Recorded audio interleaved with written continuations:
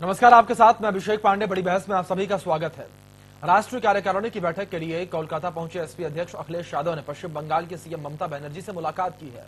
अखिलेश ने 2021 में भाजपा को हराने के लिए उनकी तारीफ की और कहा कि बंगाल में हम ममता दीदी के साथ हैं। साथ ही अखिलेश यादव ने कहा कि सपा संविधान के लिए कोई भी कदम उठाने को तैयार है और सबसे बड़ी बात उन्होंने कही कि यूपी में इस समय जो दल सपा गठबंधन में है वह उनके साथ ही लोकसभा चुनाव में जा रहे हैं। सबसे पहले आप अखिलेश यादव के बयान को सुनिए, क्या कुछ उन्होंने कहा।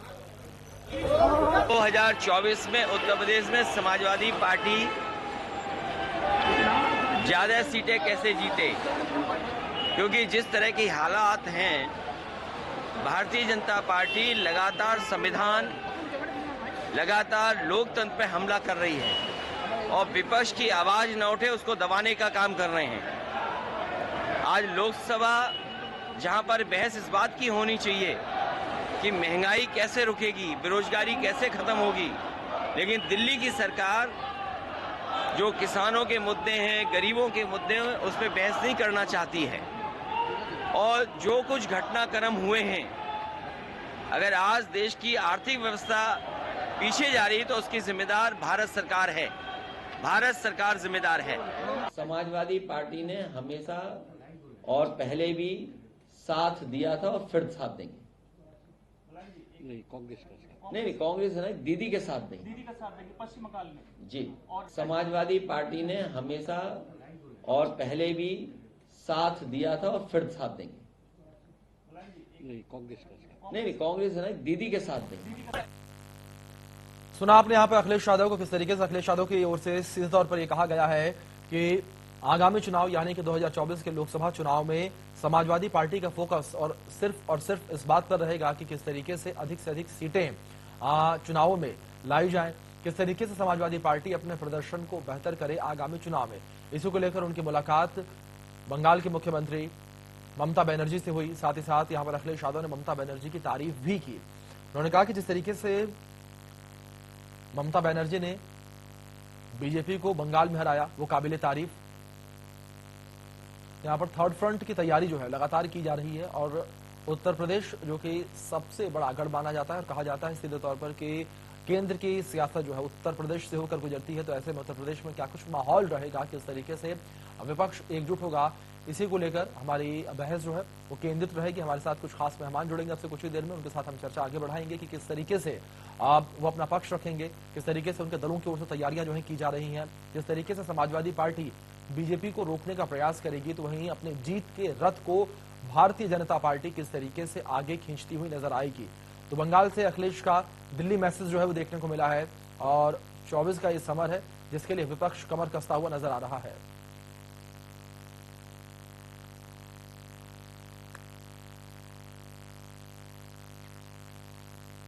यहाँ पर अखिलेश यादव जो है लगातार एक्टिव मोड में नजर आ रहे हैं। जिस तरीके से अगर पिछले उत्तर प्रदेश के चुनावों को लेकर बात करें विधानसभा के, तो विधानसभा चुनाव में समाजवादी पार्टी का प्रदर्शन जो है,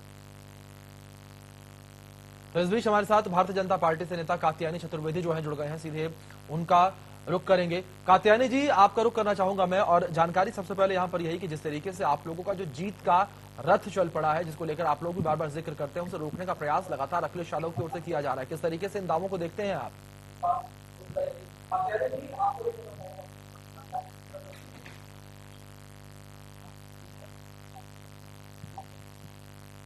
कात्यायनी जी, आवाज मिल रही है आपको मेरी?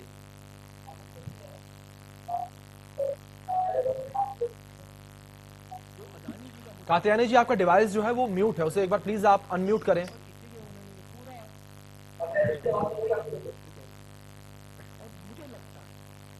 चलिए ठीक है, कात्यायनी जी से हमारा संपर्क नहीं हो पा रहा है। हम अभिषेक राय का रुख करेंगे, समाजवादी पार्टी से नेता हैं, प्रवक्ता हैं। अभिषेक जी, आपका रुख करना चाहेंगे और जानकारी यहाँ पर अभिषेक जी, जिस तरीके से अखिलेश यादव लगातार हुंकार भर रहे हैं 2024 के समर को लेकर, अखिलेश यादव की ओर से तमाम दावे किए जा रहे हैं, इन दावों को किस तरीके से देखते हैं आप? क्या भारतीय जनता पार्टी का जो जीत का रथ है उसे रोक पाएंगे आप?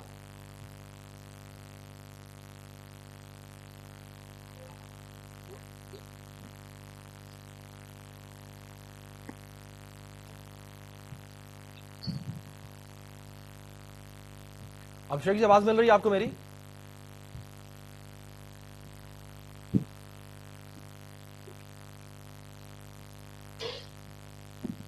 चलता आवाज नहीं पहुंच पा रही अपनी टीम से, मैं एक बार आग्रह करूंगा कि जो ऑडियो उसको दुरुस्त करें। इस बीच हम आपको सुनवाते हैं एक बार फिर से अखिलेश यादव का वो बयान जो लगातार चर्चाओं में बना हुआ है।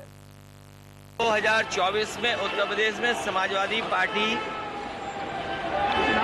ज्यादा सीटें कैसे जीते, क्योंकि जिस तरह की हालात हैं, भारतीय जनता पार्टी लगातार संविधान, लगातार लोकतंत्र पे हमला कर रही है और विपक्ष की आवाज न उठे उसको दबाने का काम कर रहे हैं।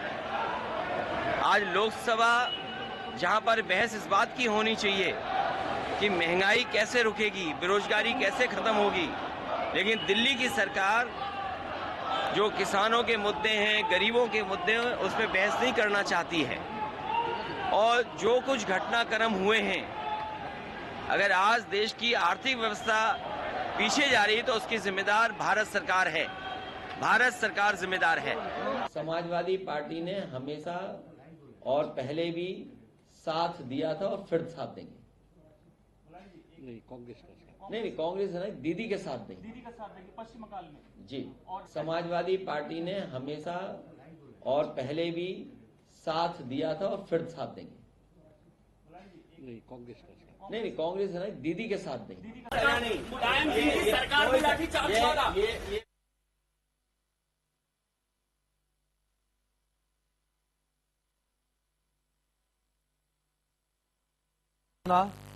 अखिलेश यादव को किस तरीके से दावे यहां पर तमाम उनकी ओर से किए जा रहे हैं। अखिलेश यादव यहां पर 2024 के लोकसभा चुनावों को लेकर दावे लगातार कर रहे हैं। थर्ड फ्रंट की तैयारी अखिलेश यादव की ओर से की जा रही है। अखिलेश यादव यहां पर लगातार विपक्ष को एक बार फिर से एकजुट करने में लगे हुए हैं और अखिलेश यादव ने इस बात को भी क्लियर कर दिया है कि 2024 के लोकसभा चुनावों में जो दल यूपी के विधानसभा चुनावों में थे उनके साथ, वो लोकसभा चुनाव में भी उनके साथ रहेंगे। तो इस बीच समाजवादी पार्टी से प्रवक्ता अभिषेक राय जी हमारे साथ जुड़े हुए हैं। अभिषेक जी, जिस तरीके से बीजेपी का जीत का रथ लगातार आगे बढ़ रहा है, इस रथ को रोकने का प्रयास किस तरीके से आप लोगों की ओर से किया जाएगा? क्या कुछ मास्टर प्लान? देखिए, हम तो उत्तर प्रदेश में बहुत मजबूती से लड़ रहे हैं और उत्तर प्रदेश में लगातार अपनी लड़ाई मजबूत करते रहे। अभी अगर आपने 22 का विधानसभा चुनाव देखा होगा, तो अगर उसे लोकसभा में कन्वर्ट कर दे तो हम 26 से 32 सीटें जीतते हुए उत्तर प्रदेश में नजर आते हैं जी। लेकिन जो अभी हमारा परिवेश और बड़ा, भाजपा ने 80 सीटें जीतने का लक्ष्य लिया। हम उन्हें 80 की 80 सीटों पे हराने के लिए ये हमारा लक्ष्य जी। हम उत्तर प्रदेश नहीं, पूरे देश में जो तीसरे फ्रंट के जो हमारे समान विचारधारा के दल हैं, उनको एकजुट करने का प्रयास कर रहे हैं और वो सारे लोग एकजुट हो रहे हैं और हम लोग बहुत मजबूती से भारतीय जनता पार्टी को इस बार 24 में उखाड़ के फेंकने का काम करने जा रहे हैं। इसके लिए हमारे राष्ट्रीय अध्यक्ष जी उत्तर प्रदेश में तो जिले जिले जा ही रहे हैं और भी प्रदेशों का दौरा कर रहे हैं। अभी आपने देखा होगा तेलंगाना गए थे, चेन्नई गए थे, आज कोलकाता में है। तो ये हमारी लगातार ये दौर चलता रहेगा और जो भी दल हमारे मित्र दल हैं उनको हम एकजुट करके बहुत मजबूती से चुनाव लड़ेंगे। जी, ठीक है। अभिषेक जी, एक छोटा सवाल मैं आपसे और यहाँ पर ये करना चाहूंगा। जिस तरीके से दलों को इकट्ठा करने की बात आपने कही है, 2017 में भी आपने ये वाला फॉर्मूला अपना कर देख लिया था और पिछले चुनाव में भी ये फॉर्मूला अपना कर देख लिया। 2022 के अगर नतीजों को लेकर हम बात करें, नतीजे थोड़े बेहतर रहे, लेकिन इन नतीजों को आप लोग जीत में परिवर्तित नहीं कर पाए। अभिषेक जी, देखिए, मैं बहुत सीधी बात बता रहा हूँ कि समाजवादी पार्टी की स्थापना 1992 में हुई और 34% मत आज तक समाजवादी पार्टी को कभी नहीं मिला। हम 77 सीटें 2500 के कम मार्जिन से हारे। अगर से 3% का वोट स्विंग होता तो आज सत्ता में हम होते, ना कि भारतीय जनता पार्टी। तो ये जनता ने का आशीर्वाद है और हम उस आशीर्वाद को और मजबूत करने जा रहे हैं। जनता त्रस्त हो चुकी है महंगाई से, बेरोजगारी से और इनके झूठे वादों से। कहाँ है अच्छे दिन? 415 का जब सिलेंडर निकला था तब महंगाई डायन होती थी, आज 1180 का मिल रहा है। तो क्या बन के दुआ बन के बैठी हुई है? तो ये सबको पता है, जनता त्रस्त है, जनता ऑप्शन ढूंढ रही है और उत्तर प्रदेश में हम बहुत मजबूत हैं, बहुत मजबूती से भारतीय जनता पार्टी का सामना करेंगे। जनता के मुद्दे लगातार उठाए। आप बताइए, 3 दिन से बिजली नहीं आ रही है, पूरा उत्तर प्रदेश अंधेरे में डूबा हुआ है। कहते हैं ना, अंधेर नगरी चौपट राजा, वो कहावत एकदम चिट्ठास होती चली जा रही है। कुछ भी नहीं हो रहा है। ट्राई बदले, लोगों को पीने का पानी नहीं पंप कर पा रहे, खेती के पानी में सिंचाई नहीं हो पा रही है। बहुत दिक्कतें हैं। जनता इस समय परेशान है और सरकार वहां बैठ के प्रेस कॉन्फ्रेंस कर रही है। जी,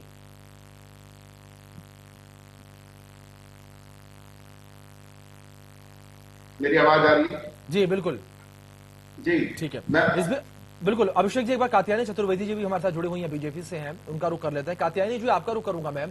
और सुना आपने यहाँ पर अभिषेक राय जी की ओर से, आपके ही साथी हैं समाजवादी पार्टी से, किस तरीके से तैयारी यहाँ पर की जा रही है, काट क्या कुछ होगी आप लोगों के पास कात्यायनी जी?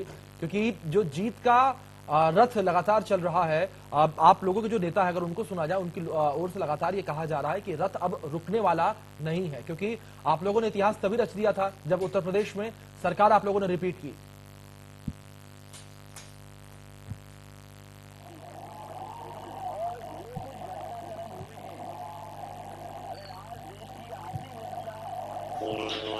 कात्यायनी जी, सुन पा रहे हैं आप मुझे?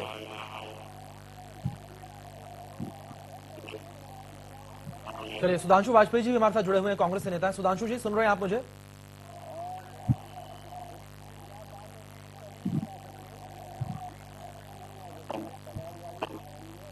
लगता है सुधांशु जी तक भी हमारी आवाज नहीं पहुंच पा रही है। एक बार फिर से हम ऑडियो को ठीक करने का प्रयास करेंगे। लगातार हमारे साथ अभिषेक राय जी जुड़े हुए हैं, एक बार फिर से उनका रुख करेंगे। अभिषेक जी, सवाल आपसे यहां पर यह है, जिस तरीके से हम विपक्ष की भूमिका को लेकर बात करें, जाहिर तौर पर आप लोग विपक्ष की भूमिका बेहतर तरीके से प्रदेश में निभा रहे हैं, सरकार को आईना दिखा रहे हैं हर मौके पर। अगर प्रदेश में महंगाई बढ़ रही है, क्राइम रेट बढ़ रहा है, उसको लेकर लगातार सरकार को आप लोग आईना दिखा रहे हैं। क्या आपको लगता है कि इससे 2024 में आप लोगों को फायदा होता हुआ नजर आएगा? क्योंकि कहीं ना कहीं अगर हम 2024 के चुनाव को लेकर बात करें, लोकसभा के चुनाव को लेकर बात करें, फेस वाला मामला जो है वो भी कहने के सामने आता हुआ नजर आता है।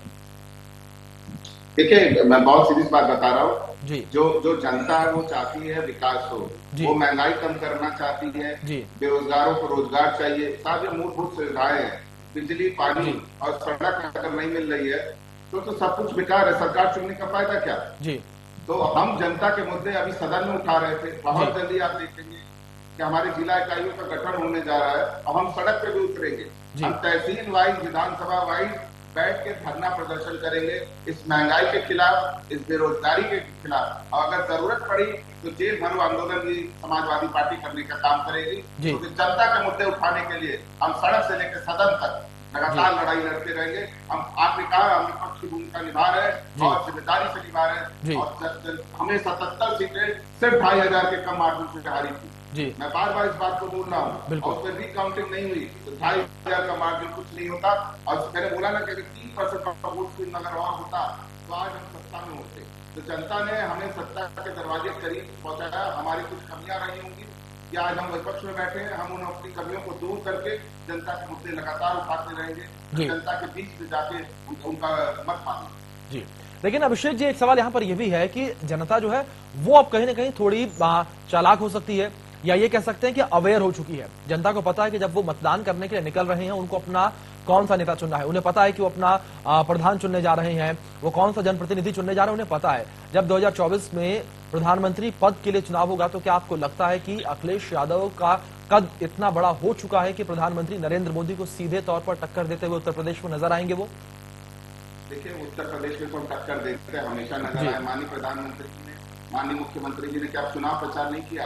बुंदेलखंड एक्सप्रेस आधा अधूरा उद्घाटन कर दिया, 10 मेडिकल कॉलेज आधे अधूरे उद्घाटन कर दिए।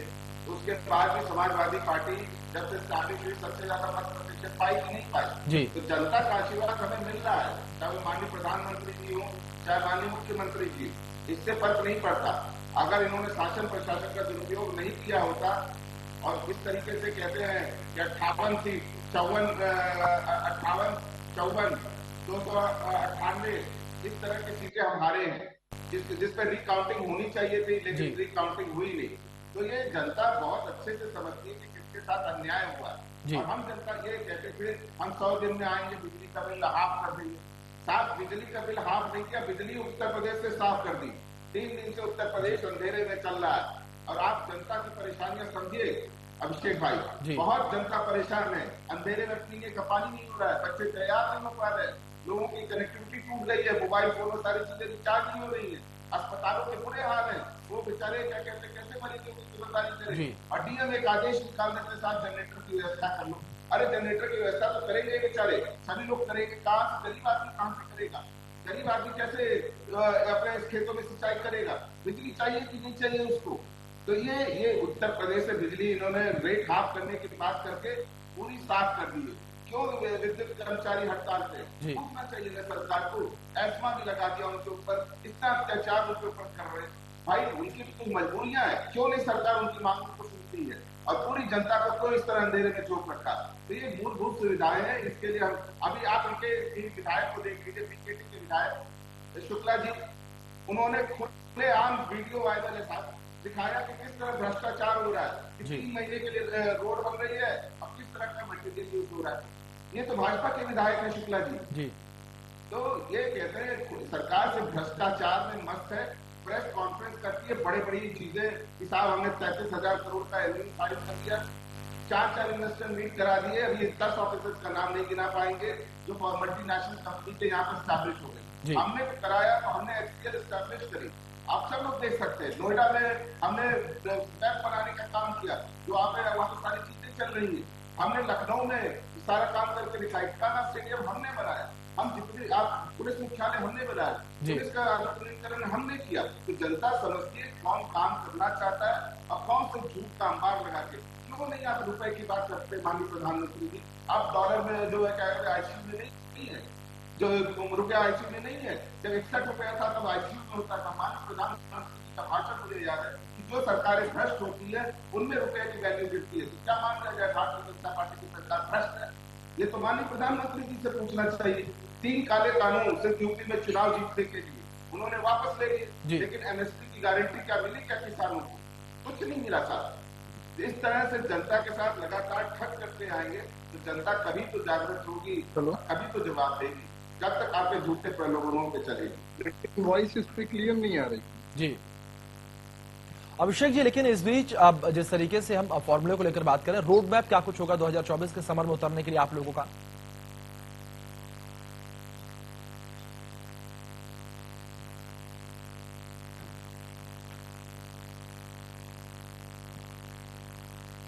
अभिषेक जी सुन पा रहे हैं आप मुझे? जी बताएं जी। अभिषेक जी रोड मैप पूछ रहा हूं मैं आपसे, 2024 का रोड मैप क्या कुछ होगा? देखिए 24 का रोड मैप ये है कि हम सभी 80 सीटों को अपने मित्र दलों के साथ उत्तर प्रदेश में चुनाव लड़ेंगे और बहुत मजबूती से चुनाव लड़ेंगे। बहुत जल्दी हमारी कहते हैं जो कैंडिडेट्स की स्क्रीनिंग कमेटीज बन जाएंगी और हम अपने कैंडिडेट्स को वहां पे भेजना शुरू कर देंगे। हम जनता के बीच में रहेंगे, हर विधानसभा वाइज जितने हमारे पूर्व प्रत्याशी रहे या विधायक हैं, हम उनके वाइज उनको क्या कहते हैं सबको जिम्मेदारियां सौंपी जाएंगी। हम उत्तर प्रदेश में जनता के मुद्दे लगातार, चाहे तहसील हो, चाहे विधानसभा हो, चाहे जनपद हो, हर जगह हम उठाते रहेंगे और अगर जरूरत पड़ी तो हम जेल भरने का भी काम करेंगे। अगर ये सरकार हमारी बात नहीं सुनती है, जनता की बात नहीं सुनती है तो जी। लेकिन अभिषेक जी एक सवाल यहाँ पर यह भी है कि अगर हम कुर्सी को लेकर बात करें तो उस कुर्सी पर बैठने की चाह कई लोगों को है। बिहार में बात करें नीतीश कुमार जी को भी चाह है, बंगाल में ममता बनर्जी को भी चाह है कुर्सी पर बैठने की। आप लोग किसके साथ जाएंगे? ये एक बड़ा सवाल है, महत्वपूर्ण सवाल है, क्योंकि तमाम विपक्ष को आप लोग भी इकट्ठा कर रहे हैं, सबके साथ जा रहे हैं, सबके साथ मुलाकात कर रहे हैं। खुद अखिलेश यादव जी, आप लोग किसके साथ जाएंगे अगर कुर्सी पर बैठने की बात आएगी तो? देखिए अगर मैं समाजवादी पार्टी का कार्यकर्ता हूँ, मेरे नेता में बड़ा विश्वास है, मैं माननीय इमरान सिंह के आदर्शों से चलने वाला हूँ, तो मैं तो हमेशा चाहूंगा कि राष्ट्रीय अध्यक्ष अखिलेश यादव जी बने। लेकिन सबसे पहले उन्होंने इस बात की घोषणा कर दी उन्हें प्रधानमंत्री पद का कोई शौक नहीं। वो भारतीय जनता पार्टी को मुंह से हटाना चाहते हैं क्योंकि वो लोगों के बीच में भ्रामक खबरें फैला के, भ्रामक प्रचार करके इस तरह से सत्ता में आई है और जनता एकदम प्राई मान कर रही है। हमें जनता के मुद्दे सुनने और जब भी जितने हमारे सांसद ठीक है अभिषेक जी, समय कम है, माफ कीजिएगा रोक रहा हूं मैं आपके बीच में। छोटा सा सवाल 30 सेकंड में जवाब दीजिएगा। अगर राहुल गांधी कुर्सी पर बैठने के लिए पहुंचते हैं, अगर ये नौबत आती है तो क्या सपोर्ट करेंगे आप लोग अगर आपकी सपोर्ट की जरूरत पड़ी तो? किसको? राहुल गांधी। देखिए ये भविष्य के डर की बात है, हम अभी कांग्रेस और भाजपा से जी चलिए ठीक है, देखना बड़ा दिलचस्प होगा अभिषेक जी जो नतीजे सामने आएंगे और जिस तरीके से समर में आप लोग उतरेंगे। बहुत शुक्रिया आपका जुड़ने के लिए, कीमती वक्त देने के लिए। और सुधांशु जी और कात्यायनी जी, आप दोनों लोगों से माफी मांगना चाहूंगा, आप हमारे साथ चर्चा में शामिल नहीं हो पाए, कुछ टेक्निकल इश्यूज है जिस वजह से आप लोगों की आवाजें हम तक नहीं पहुंची। लेकिन हाँ, 2024 का चुनाव अपने आप में काफी दिलचस्प रहने वाला है। तमाम दल एक बार फिर से एकत्रित हो रहे हैं भारतीय जनता पार्टी को हराने के लिए और सत्ता से बेदखल करने के लिए। देखना दिलचस्प होगा नतीजे क्या कुछ सामने आएंगे।